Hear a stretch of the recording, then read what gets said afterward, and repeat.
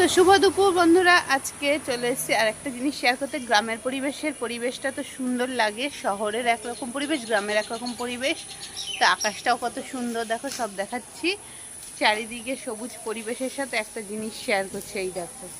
এই দেখো, গ্রামে যেহেতু উনুনের প্রচলন কিন্তু এখনও রয়েছে অনেক জায়গাতেই, তা আমাদের বাড়িতেও সেটা রয়েছে। আর বাড়িতে কিন্তু প্রচুর কাঠ রয়েছে। এই দেখো, নারকেল গাছ, যেহেতু নারকেলের পাতা রয়েছে, এমনিও গাছের সমস্ত ডাল রয়েছে, এগুলো ফেলে না দিয়ে ভাতটা এখানেই রান্না করা হয়। তাই ভাতটাই কিন্তু বাবা করছে। এই যে এটাই কিন্তু আজকে মিনি ব্লগে শেয়ার করলাম। গ্রামের কিন্তু অনেক সুযোগ সুবিধা তো রয়েছেই।